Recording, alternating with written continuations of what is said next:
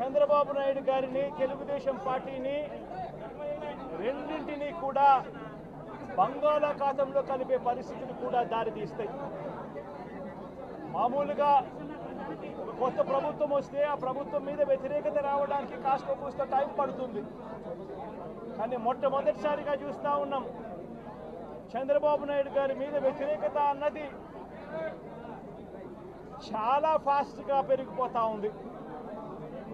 నిజంగా ముఖ్యమంత్రిగా ఉన్న వ్యక్తి గవర్నెన్స్ మీద ఫోకస్ పెట్టాల్సింది పోయి ఏం చేస్తూ ఉన్నాడు అన్నది ఒక్కసారి తనను తాను ప్రశ్నించుకోవాలి అని అడుగుతా ఉన్నా.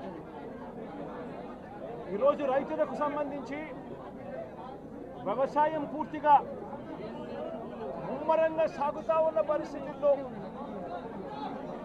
రైతులకు తాను హామీ ఇచ్చిన మేనిఫెస్టోలో తాను చెప్పిన హామీ రైతులకు 20,000 రూపాయలు పెట్టుబడి సహాయంగా ఇస్తానని చెప్పి రైతులకు ఎగరగొట్టేశాడు.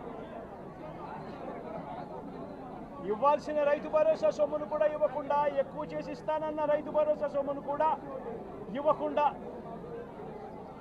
రైతులకు మోసం చేశాడు. పిల్లలు బడులకు పోతా ఉన్నారు. ఎంతమంది పిల్లలు బడులకు పోతా ఉన్నారు అన్నది అందరికీ తెలిసిన లెక్కలే. ప్రతి సచివాలయంలోనూ ఎంప్లాయీస్ ఉన్నారు, మండల ఎడ్యుకేషన్ ఆఫీసర్లు ఉన్నారు. అయినా కూడా తల్లులను మోసం చేస్తూ అమ్మఒడి ఎగరగొట్టేశారు. ప్రతి పిల్లాడికి ఇస్తాను అని ఎన్నికలప్పుడు చెప్పిన హామీ నీకు 15,000, నీకు 15,000, నీకు 15,000, నీకు 15,000 అని చెప్పి ఆ ప్రతి పిల్లాడిని చూపించి ఇస్తాము అని చెప్పి ఆ పిల్లలను మోసం చేశారు. ప్రతి అక్క చెల్లెమ్మలను మోసం చేశారు. తల్లులకు అమ్మఒడి ఇస్తామని తల్లుల దగ్గర నుంచి మొదలెడితే ప్రతి తల్లికి 18 సంవత్సరాలు నిండిన ప్రతి అమ్మాయికి, ప్రతి అక్కకు, ప్రతి చెల్లెమ్మకు నెలకు 1,500 రూపాయలు ఇస్తామని చెప్పి వాళ్ళను మోసం చేశారు. ఈరోజు ఫీజు రీయింబర్స్మెంట్ తీసుకుంటా ఉన్న పిల్లలు జనవరి, ఫిబ్రవరి, మార్చ్ క్వార్టర్ ఫీజులు రాలా. ఏప్రిల్, మే, జూన్ ఫీజులు, రెండో క్వార్టర్ కూడా ఫీజులు రాలా. పిల్లలు చదువుకునేదానికి కూడా ఇబ్బంది పడే పరిస్థితిలోకి, ఫీజులు కట్టలేని పరిస్థితిలోకి కాలేజీ యాజమాన్యాలు ఫీజులు అడుగుతా ఉన్న పరిస్థితిని ఈరోజు చూస్తూ ఉన్నాం. పిల్లలకు వసతి దీవెన ఎగరగొట్టేశారు. అక్క చెల్లెమ్మలకు సున్నా వడ్డీ కూడా రావాల్సిన సున్నా వడ్డీ కూడా మామూలుగా ఏప్రిల్లో రావాల్సింది అది ఎగరగొట్టేశారు.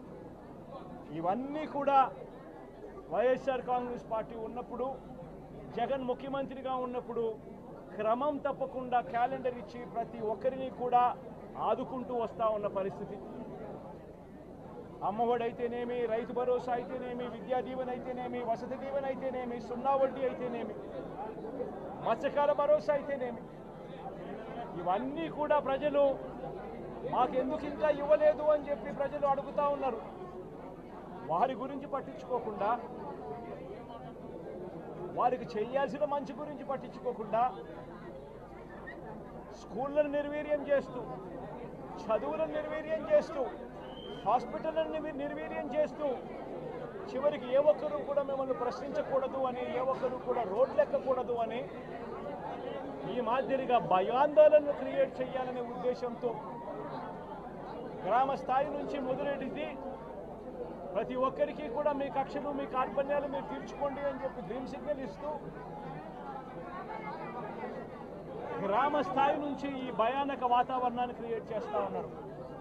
ఆలోచన చేసుకోమని అడుగుతా ఉన్నా. మళ్ళీ చెప్తా ఉన్నా చంద్రబాబు నాయుడు గారికి, మీరు చేస్తూ ఉన్నది తప్పుడు సాంప్రదాయం.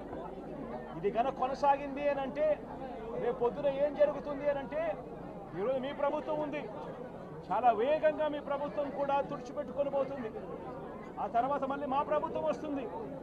ఆ తప్పుడు మా ప్రభుత్వం వచ్చినప్పుడు కార్యకర్తలు నేను వద్దు అని చెప్పినా కూడా వినకుండా ఆ కార్యకర్తలు చంద్రబాబు నాయుడు గారి తెలుగుదేశం పార్టీ వాళ్ళందరికీ కూడా బుద్ధి చెప్పే పరిస్థితి కూడా చంద్రబాబు నాయుడు గారు బీజం వేస్తూ ఉన్నారు ఈరోజు.